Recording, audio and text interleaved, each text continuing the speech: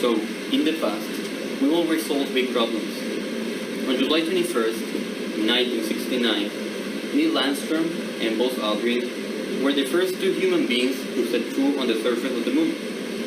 Armstrong and Aldrin were alone, but their presence on the moon's surface was the culmination of a collective effort. The Apollo program was the greatest peacetime mobilization in the history of the United States. To get to the moon, NASA spent around $180 billion of today's money, 4% of the federal budget. Apollo employed around 400,000 people and demanded the collaboration of 20,000 companies, universities, and government agencies. People died, including the crew of Apollo 1.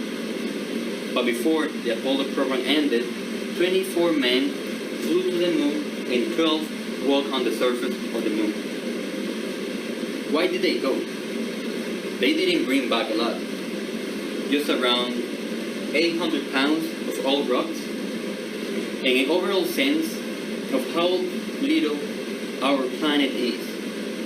Why did they go? The sarcastic answer is that they went because President Kennedy wanted to show the Soviets that his nation had the better rockets.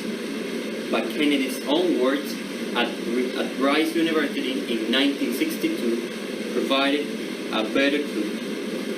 In a nutshell, he said we went to the moon not because it was easy. Instead, we went to the moon because it was hard. The first half of the 20th century had the assembly line and the airplane, penicillin and the vaccine for tuberculosis, and several technological wonders.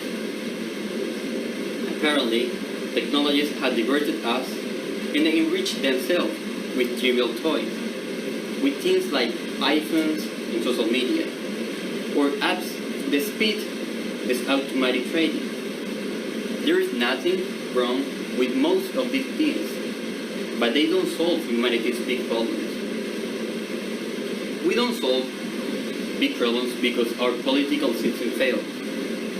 Today, less than 2% of the world's energy consumptions derive from advanced renewable sources like solar, wind, and biofuels. And the reason is purely economic. Coal and natural gas are cheaper than solar and wind, and petroleum are cheaper than biofuels. We can and we want alternative energy sources that can compete on price, but there are not any. Now, technologists, business leaders, and economists all basically agree on what nation policy or international treaties will spread the development of an alternative energy, mostly a significant increase in energy research and development, and some kind of price on carbon. But there is no hope in the present political climate that we will see in the U.S. energy policy or international treaties that reflects the agreement. Sometimes big problems that had seemed technological turn out not to be so. Famines were long understood to be caused by failures in the food supply, but 30 years later of research has taught us that famines are political crises and catastrophically affect the food distribution. Technology can improve things like field prep or system for storing the food and distributing and transferring the food. But there will be famine as long as there are bad governments. It is not true that we can't solve big problems through technology. We can and we must. But these four elements must be present all the time. Firstly, political leaders and the public must care to solve the problem. Secondly, institutions must support its solution.